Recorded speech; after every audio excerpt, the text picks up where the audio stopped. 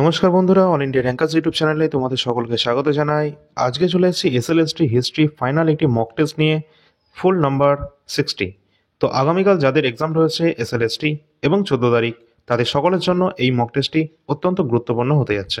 এখান থেকে অলরেডি তোমরা কিন্তু তোমাদের একটা রিভিশন হয়ে যাবে এবং তার সাথে সাথে তোমাদের মক টেস্ট তো দেওয়াই হবে। এখানে যে সমস্ত প্রশ্নগুলো রয়েছে 60টি কোশ্চেন, অবশ্যই এগুলো তোমরা দেখে যাবে। এখান থেকে অনেকগুলো কোশ্চেন কিন্তু তোমরা কমন পেতে চলেছো।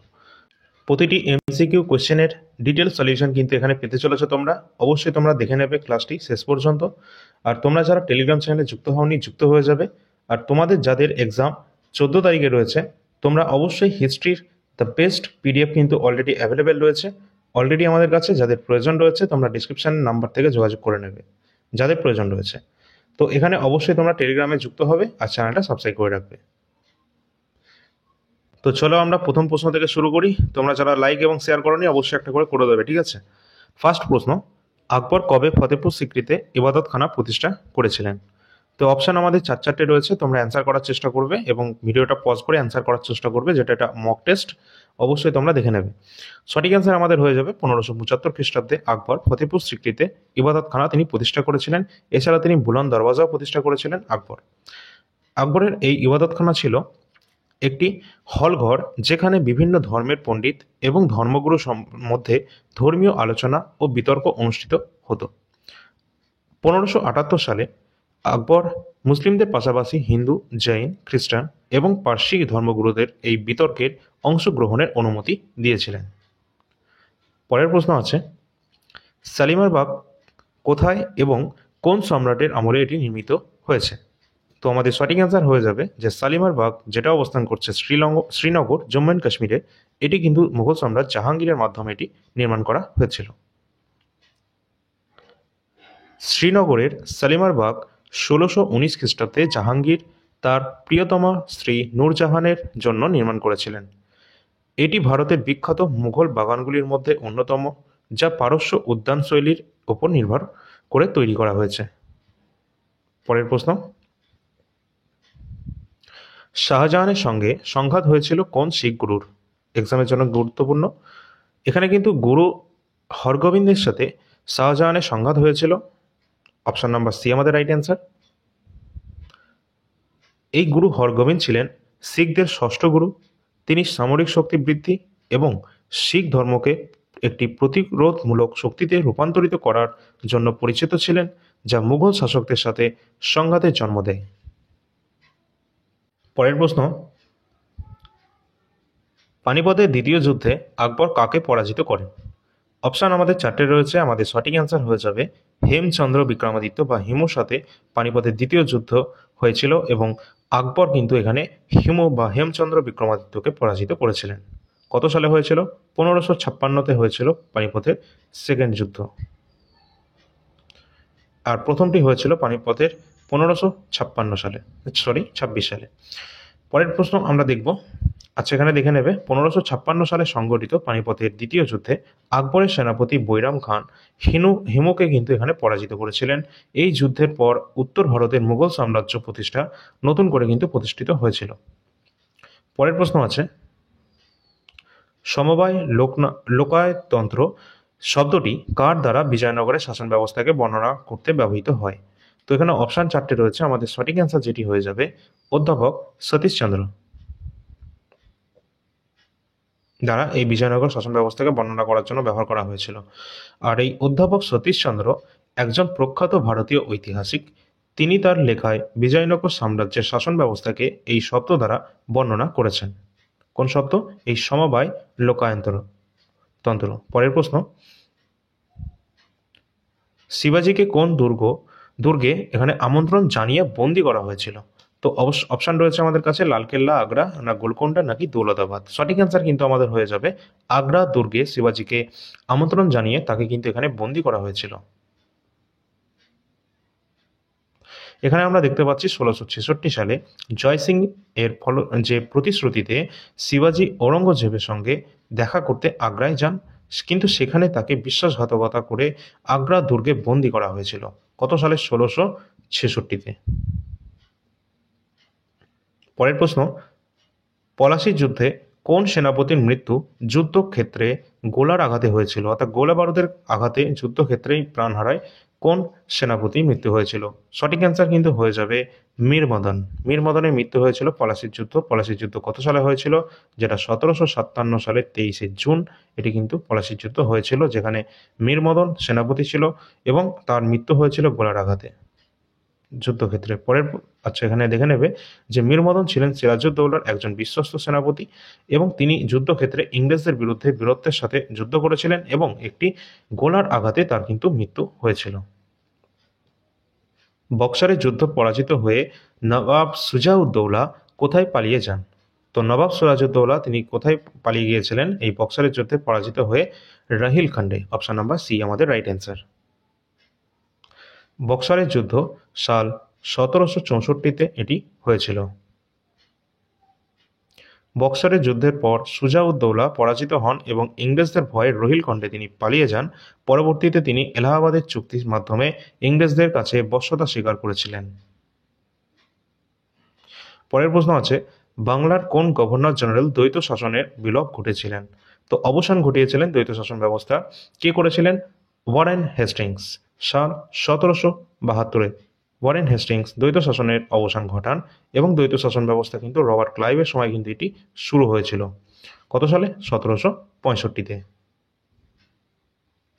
রবার্ট ক্লাইভই কিন্তু শুরু করেছিলেন আর ওয়ারেন হেস্টিংস এটিকে অবসান ঘটাচ্ছেন। তো এখানে লেখাই রয়েছে ওয়ারেন হেস্টিংস 1772 সালে আমাদের বাংলার গভর্নর হিসাবে দ্বৈত শাসনের অবস্থান ঘটিয়েছিলেন এবং এই ব্যবস্থা শুরু হয়েছিল 1765-তে রবার্ট ক্লাইভের সময়। সর্বপ্রথম অধীনতামূলক মিত্রতার নীতিতে স্বাক্ষর করেছিলেন কোন রাজ্য বা কে? তো নিম্নের মধ্যে কে এখানে স্বাক্ষর করেছিলেন অধীনতামূলক মিত্রতার নীতিতে? সঠিক অ্যান্সার কিন্তু সবার প্রথম কিন্তু এখানে নিয়েছিলেন কে? হায়দ্রাবাদের নিজাম। Option number C. Lord Wellesley কর্তৃক চালু করা এই নীতিটি ব্রিটিশ ইস্ট ইন্ডিয়া কোম্পানিকে ভারতের রাজ্যগুলির ওপর নিয়ন্ত্রণ প্রতিষ্ঠা করতে সাহায্য করেছিল। সাল 1798 সালের হায়দ্রাবাদের নিজাম প্রথম এই নীতি স্বাক্ষর করেছিলেন।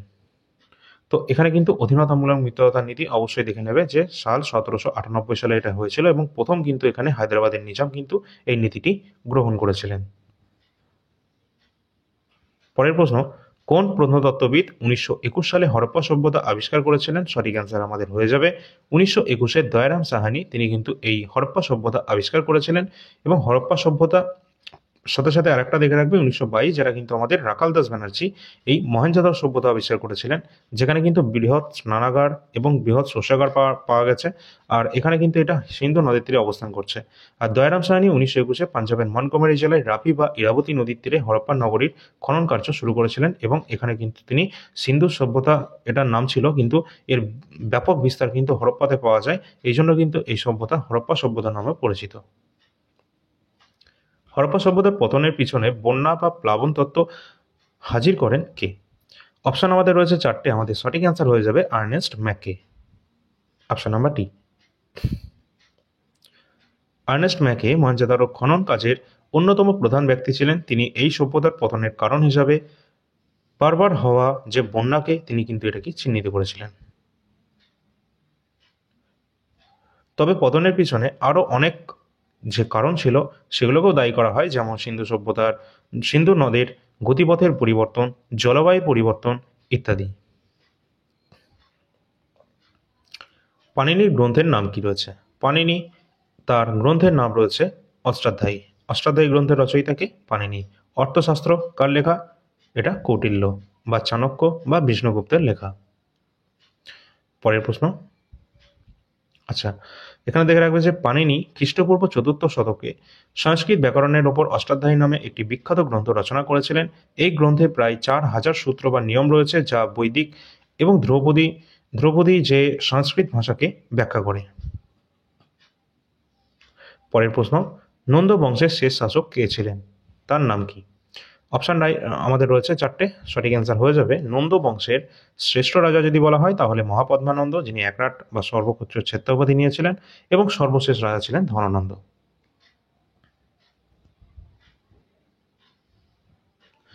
ধনানন্দ ছিলেন নন্দ বংশের শেষ শাসক। তিনি অত্যন্ত অত্যাচারী ছিলেন বলে মনে করা হয়।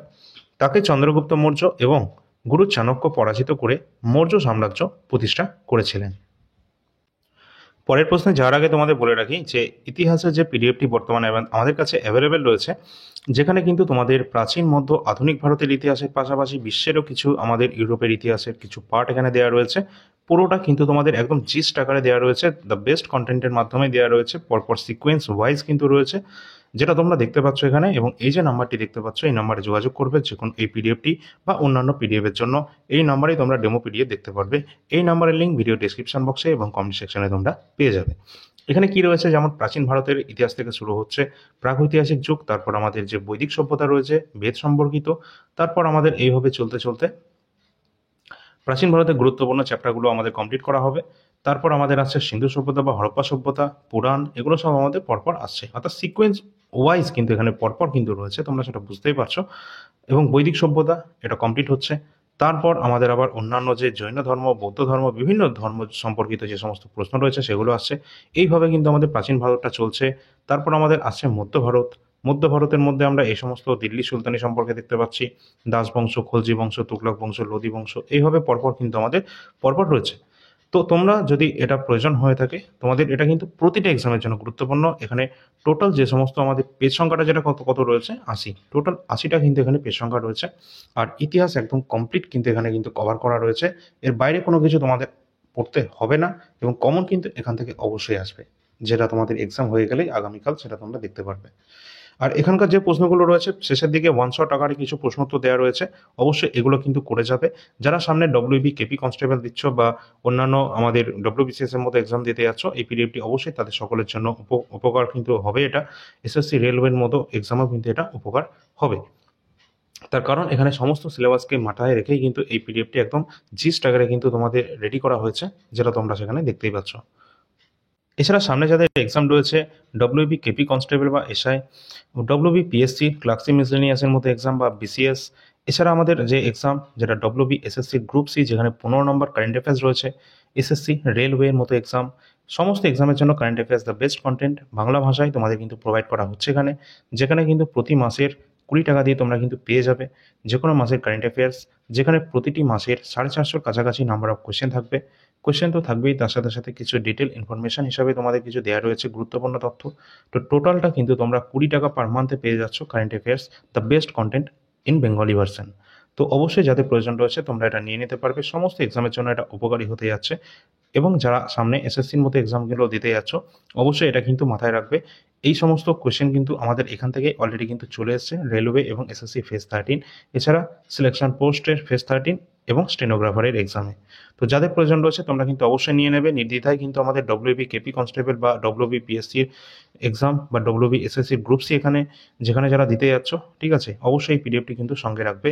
এটা কমপ্লিট করলে কিন্তু এখান থেকেই তোমাদের রাজ্যের যে কোনো এক্সামে 100% কমন কিন্তু এখানে কারেন্ট অ্যাফেয়ার্স থেকে পেয়ে যাবে। জানুয়ারি থেকে ডিসেম্বর 2024-এর কারেন্ট অ্যাফেয়ার্স যেটা অ্যাভেলেবেল রয়েছে আমাদের কাছে, সেখানে টোটাল 1200 কোয়েশ্চেন তোমরা পাবে, তার সাথে পাবে একটি জিস্ট যেটা 50টা পেজের হবে। তো এই টোটালটা কিন্তু তোমরা 80 টাকার মধ্যে পেয়ে যাবে কমপ্লিট। তো যাদের প্রয়োজন রয়েছে অবশ্যই ডিসক্রিপশন বক্সে নাম্বার রয়েছে, যোগাযোগ করবে। এছাড়া যদি কেউ রেলের পরীক্ষার্থী হয়ে থাকো, তাহলে অপশান 3 নম্বর থেকে 3, 4, 5, 6 এই 4টে কিন্তু তোমাদের রেলওয়ের প্রিভিয়াস ইয়ার কোশ্চেনের উপর বেস করা রয়েছে সবই। যাদের প্রয়োজন রয়েছে আগামী দিনে যে সমস্ত এক্সাম দেবে তোমরা দিতে যাচ্ছ রেলওয়ে, সমস্ত এক্সামের জন্য প্রিভিয়াস ইয়ার প্রশ্ন তোমাদের থাকা অবশ্যই গুরুত্বপূর্ণ রয়েছে 2025-এর বিশেষ করে, এবং 2020-21-এর এনটিপিসি পিওয়াইকিউ কোশ্চেন। এছাড়া 2025-এর যে সমস্ত লেটেস্ট কোশ্চেন সেগুলো কিন্তু অবশ্যই তোমাদের কাছে থাকা চাই। এছাড়া কারেন্ট অ্যাফেয়ার্স তো রয়েছে আমাদের কাছে। 2 নম্বর 2025-এরটাই তোমাদের ইম্পর্টেন্ট রয়েছে আগামী দিনে 2025-26-এর যারা এক্সামটা দিতে যাচ্ছ। এছাড়া এসএসসি জিডি কনস্টেবলও রয়েছে প্রিভিয়াস ইয়ার জিকে। তো এখানে আমাদের এই নাম্বারের লিঙ্ক দেওয়া রয়েছে, ডিসক্রিপশন বক্সে তোমরা পেয়ে যাবে। তো চলো পরবর্তী আমরা প্রশ্ন দেখি। আন্ডারস্ট্যান্ডিং হরপ্পান সিভিলাইজেশন যে গ্রন্থটি রয়েছে এটির রচয়িতা কে রয়েছেন? সঠিক অ্যান্সার হয়ে যাবে option number B, Shereen Ratnagar. তিনি আন্ডারস্ট্যান্ডিং হরপ্পান সিভিলাইজেশন গ্রন্থটি রচনা করেন। পরের প্রশ্ন, আচ্ছা এখানে দেখবে যে সিরিন রত্নাকর একজন বিশিষ্ট ভারতীয় প্রত্নতত্ত্ববিদ এবং ঐতিহাসিক।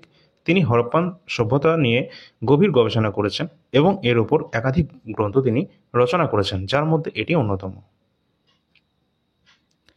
বৌদ্ধ সাহিত্যে জাতক বলতে কি বোঝায়?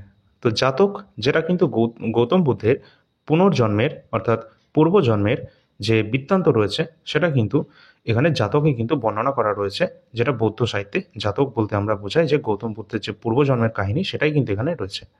এখানে আমরা দেখব যে জাতক হলো যে বৌদ্ধ ধর্মের সত্যপিটক অংশের একটি অংশ। এতে গৌতম বুদ্ধের পূর্বজন্মের 547টি গল্প ও কাহিনী সংকলিত রয়েছে। পরের প্রশ্ন, মৌর্য সাম্রাজ্যের শেষ সম্রাট কে ছিলেন? মৌর্য সাম্রাজ্যের শেষ সম্রাট ছিলেন বৃহদ্রথ। বৃহদ্রথ ছিলেন মৌর্য সাম্রাজ্যের শেষ শাসক। তার সেনাপতি পুষ্যমিত্র শুঙ্গ তাকে হত্যা করে শুঙ্গ রাজবংশ প্রতিষ্ঠা করেছিলেন। পরের প্রশ্ন, অশোক কততম রাজ্যাভিষেকের বর্ষে বৌদ্ধ ধর্মে দীক্ষিত হয়েছিলেন? সঠিক অ্যান্সার অষ্টম বর্ষে। অশোক সম্পর্কে দেখে রাখবে 261 খ্রিস্টপূর্বাব্দে তার সাথে কিন্তু কলিঙ্গ যুদ্ধ হয়েছিল এবং কলিঙ্গ যুদ্ধের যে ভয়াবহতা সেটি কিন্তু দেখার পর গভীরভাবে তিনি প্রভাবিত হন এবং যুদ্ধের পর তিনি আর যুদ্ধ না করার সিদ্ধান্ত নেন বা শপথ নেন এবং তারপর কিন্তু তিনি কোন ধর্মে দীক্ষা নিয়েছিলেন পরীক্ষায় আসে, তিনি কিন্তু রাজ্যাভিষেকের নবম বর্ষে তিনি বৌদ্ধ ধর্ম গ্রহণ করেন এবং উপগুপ্ত যিনি ছিলেন বৌদ্ধদের একজন পণ্ডিত উপগুপ্ত, তার কাছে তিনি দীক্ষা নিয়েছিলেন এবং বৌদ্ধ ভিক্ষুকের কাছে দীক্ষা দেন।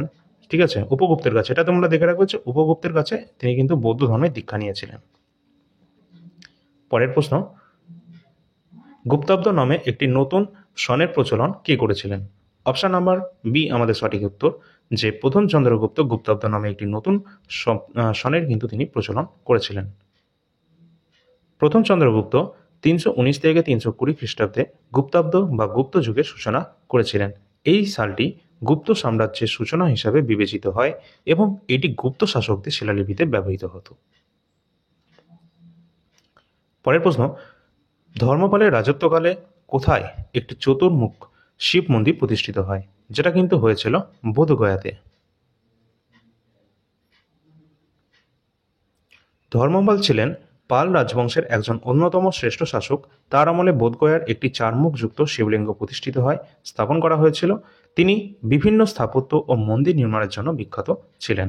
প্রতিটি কোশ্চেন গুরুত্বপূর্ণ রয়েছে, শেষ পর্যন্ত অবশ্যই তোমরা দেখবে। ভালো লাগলে একটা লাইক করে দেবে সকলে। বল্লাল সেনের রাজত্ব কাল সম্পর্কে জানার একমাত্র লিপি কোনটি? অর্থাৎ বল্লাল সেনের সম্পর্কে জানা যায় নিচের কোন লিপির মাধ্যমে? সঠিক অ্যান্সার হয়ে যাবে নেহাটি যে তাম্রপট ছিল তার মাধ্যমে কিন্তু বল্লাল সেনের সম্পর্কে আমরা জানতে পারি।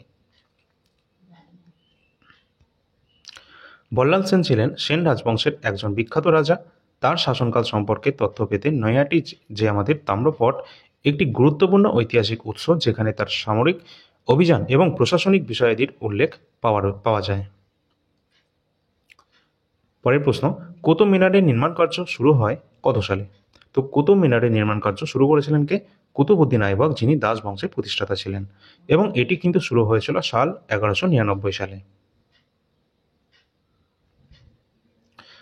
কুতুবউদ্দিন আইবক তার গুরু সুফি সাধক খাজা কুতুবউদ্দিন বখতিয়ার কাকির স্মৃতিতে এই নির্মাণ কার্য তিনি শুরু করেছিলেন।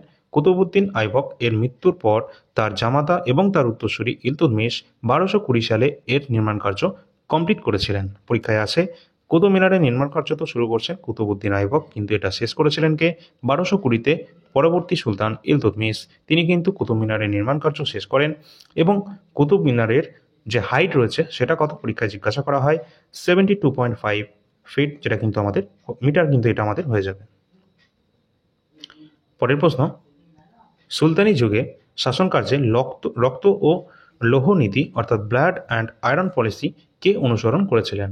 সঠিক অ্যান্সার হয়ে যাবে গিয়াসউদ্দিন বলবন, তিনি কিন্তু ব্লাড অ্যান্ড আয়রন পলিসি অনুসরণ করেছিলেন। গিয়াসউদ্দিন বলবন দাস বংশের অন্যতম শক্তিশালী সুলতান ছিলেন। আভ্যন্তরীণ বিদ্রোহ দমন এবং সাম্রাজ্যের নিরাপত্তার জন্য তিনি এই কঠোর নীতি গ্রহণ করেছিলেন, যা তার রাষ্ট্রকে শক্তিশালী করতে সাহায্য করেছিল। কে নিজেকে সেকান্দারি সানি অর্থাৎ দ্বিতীয় আলেকজান্ডার বলে অভিহিত করেছিলেন? নিজেকে কে বলেছিলেন সেকান্দারি সানি বা দ্বিতীয় আলেকজান্ডার? আলাউদ্দিন খলজি। খলজি বংশের প্রতিষ্ঠাতা কে ছিলেন? জালালউদ্দিন খলজি। ঠিক আছে, আচ্ছা, আলাউদ্দিন খলজি তার অদম্য সামরিক বিজয় এবং সাম্রাজ্যের বিস্তার নীতির জন্য নিজেকে দ্বিতীয় আলেকজান্ডার বা সেকান্দারি সানি বলে অভিহিত করতেন এবং তার শাসনকালে দক্ষিণ ভারত পর্যন্ত তার রাজ্যের বিস্তৃতি লাভ করে। আর আলাই দরওয়াজা তিনি কিন্তু এটি তৈরি করেছিলেন, এবং এখানে এটাও দেখে রাখবে রেশনিক সিস্টেম তিনি কিন্তু তৈরি করেছিলেন আলাউদ্দিন খলজি। এছাড়া আমাদের গতকালের যে ক্লাসটা রয়েছে সেটা কিন্তু দিল্লি সুলতান থেকে টোটাল 66টি এমসিকিউ কোশ্চেন, তার ডিটেল সলিউশন কিন্তু দেওয়া রয়েছে। অবশ্যই ক্লাসটি তোমরা সকলে দেখবে, আশা করছি ওখান থেকে ম্যাক্সিমাম কোশ্চেন কিন্তু তোমাদের চলে আসবে। পরের প্রশ্ন, কে প্রকাশের তারিখ সহ বিলিয়ন মুদ্রা চালু করেছিলেন? সঠিক অ্যান্সার হয়ে যাবে আলাউদ্দিন খলজি।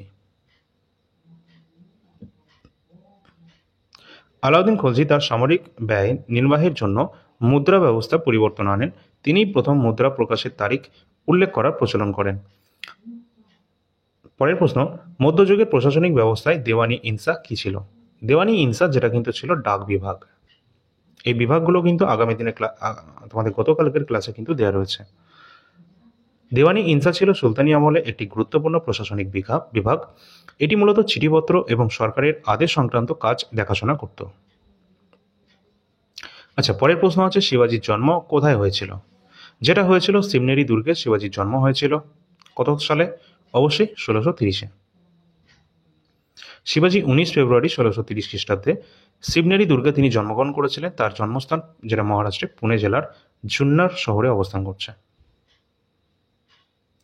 আকবর কত সালে জিজিয়া কর তুলে দিয়েছিলেন?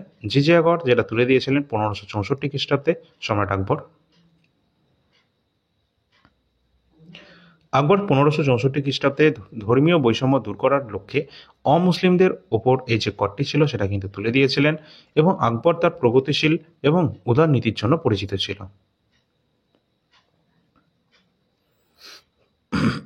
পরের প্রশ্ন আছে, শেরশাহ নির্মিত তার শিল্পকীর্তির সর্বোৎকৃষ্টতম উদাহরণ বা নিদর্শন কোনটি রয়েছে? তো এখানে শেরশাহের মাধ্যমে তৈরি যেটা আমাদের রয়েছে তার সমাধি, যেটা কিন্তু সাসারামে কিন্তু অবস্থান করছে, বিহারের সাসারামে। পরের প্রশ্ন, আচ্ছা এখানে দেখে রাখবেন যে শেরশাহের সমাধি বিহারের সাসারামে অবস্থান করছে। এটি একটি বিশাল হ্রদের মাঝখানে অবস্থান করছে, এবং ইন্দো ইসলামিক স্থাপত্যের একটি অসাধারণ উদাহরণ কিন্তু এটি রয়েছে। পরের প্রশ্ন, সাল 1906 খ্রিস্টাব্দে মুসলিম লীগ কোথায় প্রতিষ্ঠিত হয়েছিল? মুসলিম লীগ প্রতিষ্ঠিত হয়েছিল কোথায়? আমরা সকলেই জানি যে ঢাকাতে কিন্তু 1906-তে মুসলিম লীগ প্রতিষ্ঠিত হয়েছিল, এবং এর সভাপতি কে ছিলেন? তো সলিমুল্লাহ, এবং যেখানে কিন্তু আগা খান কিন্তু ছিলেন এখানকার সভাপতি।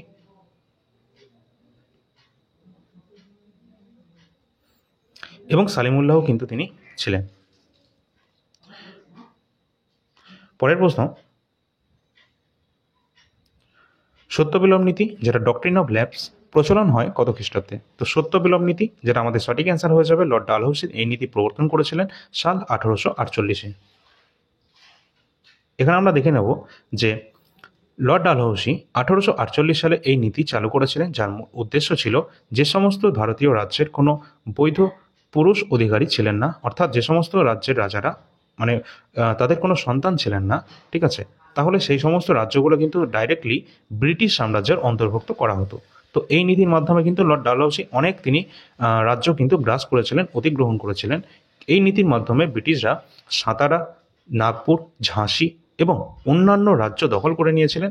1857 সালের বিদ্রোহের অন্যতম প্রধান কারণ কিন্তু ছিল এই সত্যবিলোপ নীতি, যেটা লর্ড ডালহৌসির তৈরি। অমৃতসরের চুক্তি সময় ব্রিটিশ দূত হিসাবে কে নিযুক্ত ছিলেন? তো অমৃতসরের চুক্তি সময় ব্রিটিশ সেনাপতি হিসাবে নিযুক্ত ছিলেন কে? আমাদের সঠিক অ্যান্সার হয়ে যাবে অবশ্যই চার্লস মেটকাফ। এই অমৃতসরের চুক্তি হয়েছিল কত সালে? 1809 সালে। আচ্ছা, এখান থেকে আমরা দেখে নেব যে চার্লস মেটকাফ 1809 সালে শিখদের নেতা রঞ্জিত সিং এর সঙ্গে অমৃতসরের চুক্তি স্বাক্ষরিত হয়েছিল, এবং এই চুক্তির মাধ্যমে শতদ্রু নদীকে শিখ এবং ব্রিটিশদের সীমানা হিসাবে চিহ্নিত করা হয়। অর্থাৎ শতদ্রু নদীকে কিন্তু চিহ্নিত করা হয়েছে, একদিকটা ব্রিটিশের, একদিকটা কিন্তু শিখদের। পরের প্রশ্ন, ভারতবর্ষে ওয়াহাবি আন্দোলনের প্রধান কেন্দ্র কোনটি ছিল? তো সঠিক অ্যান্সার হয়ে যাবে পাটনা, আমাদের রাইট অ্যান্সার। ওয়াহাবি আন্দোলন ছিল একটি ধর্মীয়, সামাজিক এবং সংস্কারমূলক আন্দোলন, যা ভারতের মূলত সৈয়দ আহমেদ দ্বারা এটি শুরু হয়েছিল। 1820 সাল থেকে পাটনা এই আন্দোলনের কেন্দ্রবিন্দু হয়ে ওঠে, যেখানে একটি রাজনৈতিক এবং সামাজিক প্রভাব বিস্তার লাভ করেছিল। পরের প্রশ্ন, imperialism the highest stage of capitalism এটি কার লেখা? এটি আমাদের সঠিক অ্যান্সার হয়ে যাবে লেনিনের লেখা। ভ্লাদিমির লেনিন 1916 খ্রিস্টাব্দে এই বইটি তিনি লিখেছিলেন। এতে তিনি ব্যাখ্যা করেন যে কিভাবে পুঁজিবাদের সর্বোচ্চ পর্যায় হলো সাম্রাজ্যবাদ, যেখানে বড় বড় একচেটিয়া কোম্পানিগুলো নতুন বাজার এবং সম্পদ খোলার জন্য প্রতিযোগিতা করে।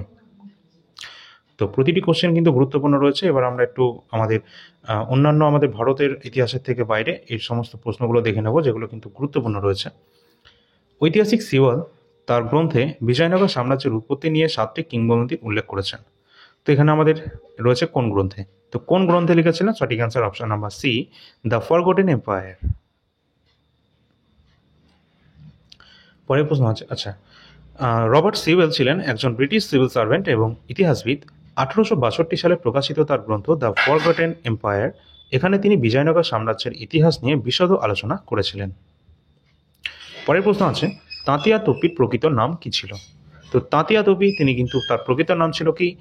Ramchandra Pandurang Tope, option number C. এই তাঁতিয়া তোপি কে ছিলেন? তাঁতিয়া তোপি কিন্তু 1857 সালের মহাবিদ্রোহ বা সিপাহী বিদ্রোহের একজন অন্যতম প্রধান নেতা ছিলেন। তিনি নানা সাহেবকে সাহায্য করেছিলেন এবং এই বিদ্রোহে তার বীরত্বের জন্য পরিচিত ছিল। অবশ্যই তোমরা বলবে কমেন্ট সেকশনে যে তাঁতিয়া তোপি এবং নানা সাহেব কোন জায়গা থেকে এখানে 1857 বিদ্রোহের নেতৃত্ব দান করেছিলেন। পরের প্রশ্ন হচ্ছে,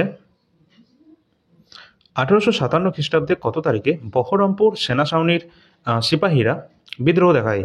তো অবশ্যই রাইট অ্যান্সার হয়ে যাবে 26 ফেব্রুয়ারি। 1857 সালে মহাবিদ্রোহের বিশেষ করে আমাদের ব্যারাকপুর থেকে এটা শুরু হয়েছিল। এবং অবশ্যই তোমরা দেখে রাখবে এখানকার যে সমস্ত আমাদের ওয়েস্ট বেঙ্গলের যে সমস্ত রয়েছে 1857 সালে মহাবিদ্রোহ সম্পর্কে অবশ্যই দেখে রাখবে। আর এই বিদ্রোহের প্রথম শহীদ হয়েছিলেন মঙ্গল পাণ্ডে, আর এই সময় কিন্তু আমাদের গভর্নর জেনারেল ছিলেন লর্ড ক্যানিং। এগুলো কিন্তু তোমরা দেখে রাখবে। পরে আমরা এখানে দেখতে পাচ্ছি যে 26 ফেব্রুয়ারি 1857 সালের বহরমপুর সেনা ছাউনিতে প্রথম ভারতীয় সিপাহীরা তার কার্তুজের ব্যবহারের প্রতিবাদে বিদ্রোহ শুরু করেছিল। কেন বিদ্রোহ করেছিল? কারণ কার্তুজ যেটা ছিল সেটা দাঁতে করে ছিঁড়তে হতো, আর সেখানে কিন্তু গরু এবং শুয়োরের কিন্তু চর্বি মেশানো ছিল।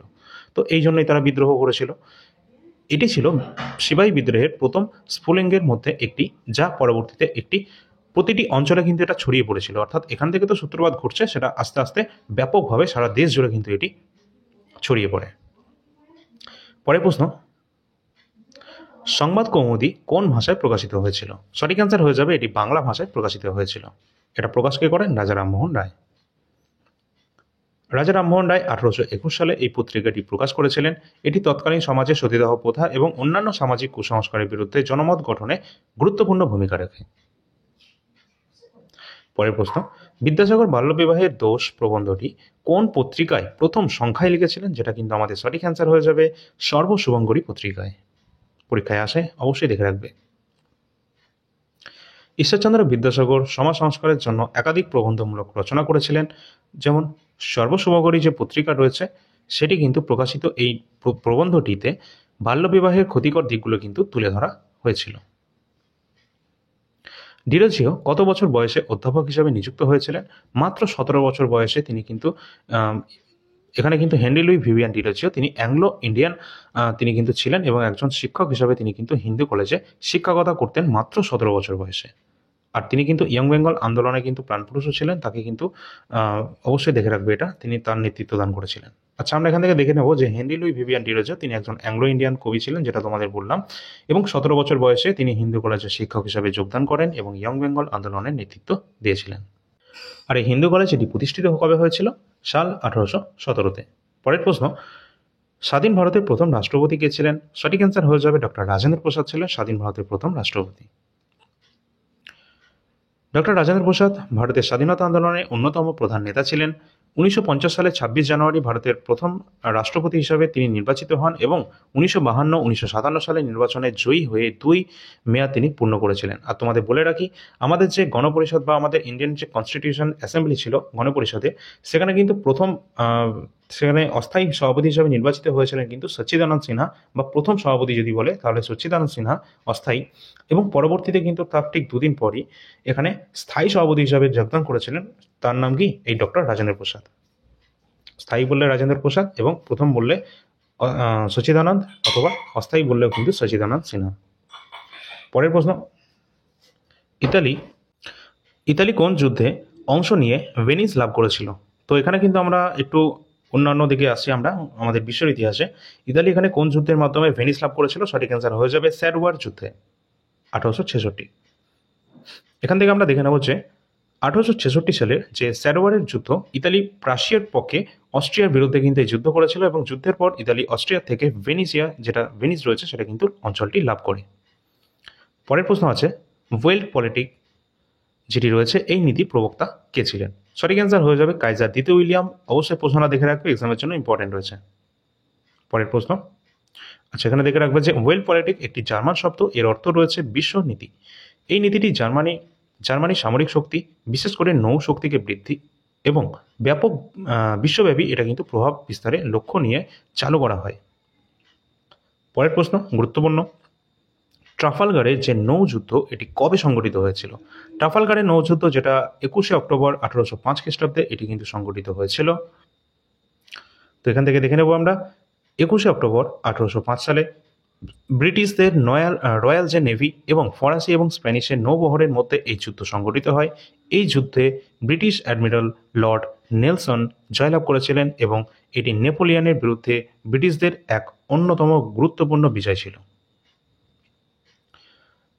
নেপোলিয়ন প্রথমবার কোথায় নির্বাসিত হয়েছিলেন? যেটা এলবাতে, অপশন নাম্বার সি। তো এই এলবা দ্বীপেই কিন্তু নেপোলিয়ন প্রথমবার নির্বাসিত হন। এখানে আমরা দেখছি যে 1814 সালে প্যারিস পতনের পর নেপোলিয়নকে প্রথমে ভূমধ্যসাগরের ছোট দ্বীপ এলবাতে নির্বাসিত করা হয়েছিল। সেখান থেকে তিনি পালিয়ে পুনরায় ক্ষমতা দখল করেছিলেন, কিন্তু ওয়াটারলু যে যুদ্ধ হয়েছিল চূড়ান্তভাবে সেখানে তিনি পরাজিত হন এবং তাকে আবার পরবর্তী দ্বীপ সেন্ট হেলেনাতে তাকে আবার নির্বাসিত করা হয়। প্রথমে কিন্তু তাকে দেওয়া হয়েছিল কোথায়? ভূমধ্যসাগরের ছোট দ্বীপ এলবাতে। তার পরবর্তীকালে তাকে আবার পুনরায় তিনি যখন আবার ক্ষমতা দখল করেন এবং যুদ্ধে লিপ্ত হন এবং সেখানে ওয়াটারলু যুদ্ধে তাকে পরাজিত করা হয় এবং সেখানে কিন্তু তাকে সেন্ট হেলেনা দ্বীপে কিন্তু তাকে নির্বাসিত করা হয়েছিল। পরের প্রশ্ন, নিচের কোন দেশটি বিগ ফোর এর অন্তর্ভুক্ত ছিল না? সঠিক অ্যান্সার হয়ে যাবে ফ্রান্স। আচ্ছা এখানে বিগ ফোর বলতে প্রথম বিশ্বযুদ্ধের পর প্যারিস শান্তি সম্মেলনে অংশ নেওয়া প্রধান যে 4টি দেশ ছিল বা রাষ্ট্রকে বোঝায়। কে কে ছিল এটা? মার্কিন যুক্তরাষ্ট্র, ব্রিটেন, ফ্রান্স, ইটালি। সুতরাং এই বিকল্পগুলোর মধ্যে কিন্তু আমাদের ফ্রান্স ছিল না, সুতরাং অপশন নাম্বার সি আমাদের ডি আমাদের রাইট অ্যান্সার হয়ে যাবে। পরের প্রশ্ন, জার্মানির ওপর ভার্সাই চুক্তি স্বাক্ষরিত হয় কোন তারিখে? তো কত তারিখে বা কত সালে এখানে ভার্সাই চুক্তি যেটা জার্মানির ওপর এটা স্বাক্ষরিত হয়েছিল? সঠিক অ্যান্সার 28 জুন 1919-এ কিন্তু এই ভার্সাই চুক্তি হয়েছিল। তো এখানে কিন্তু দেখে রাখবে যে 28 জুন, অবশ্যই তারিখটা ইম্পর্টেন্ট রয়েছে, 28 জুন 1919-এ।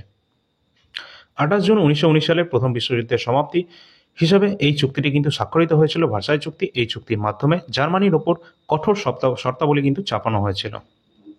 পরের প্রশ্ন, আধুনিক রাশিয়ার জনক হিসাবে কাকে বলা হয়ে থাকে? অবশ্যই পিটার দ্য গ্রেট। আধুনিক রাশিয়ার জনক বলা হয় থাকে। আচ্ছা এখান থেকে আমরা দেখে নেব পিটার দ্য গ্রেট ছিলেন রাশিয়ার একজন প্রভাবশালী জার। অবশ্যই রাশিয়ার যে প্রভাবশালী জার ছিলেন তিনি পশ্চিম ইউরোপের জ্ঞান এবং প্রযুক্তি গ্রহণ করে রাশিয়াকে একটি আধুনিক সামরিক অর্থনৈতিক শক্তিতে রূপান্তরিত করেছিলেন, যার জন্য আধুনিক রাশিয়ার জনক বলা হয় থাকে।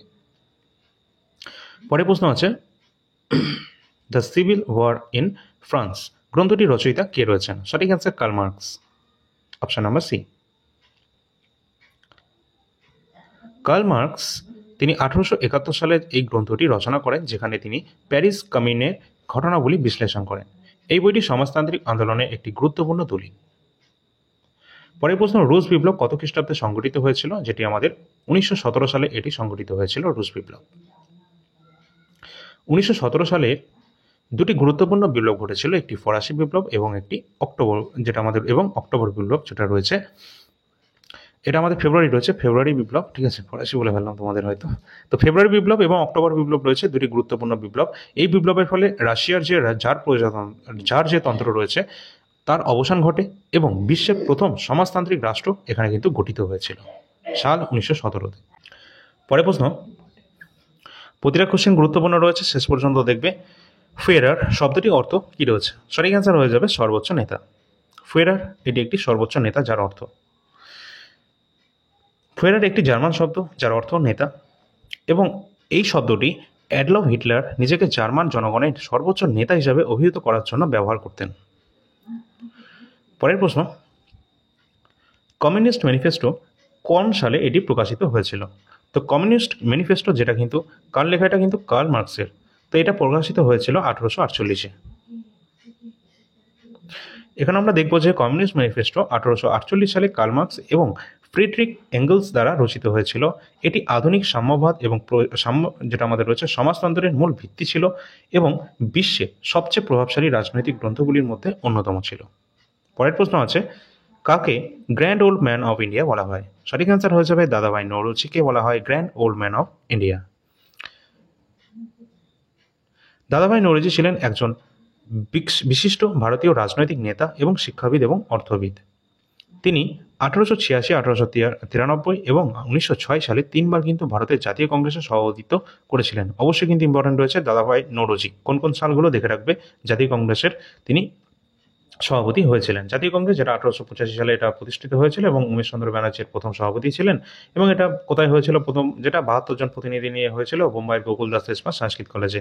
আর এই সময় আমাদের গভর্নর কে ছিলেন? Lord Dufferin. ঠিক আছে। আচ্ছা, হিটলার কর্তৃক প্রতিষ্ঠিত গুপ্ত পুলিশ বিভাগের নাম কি ছিল?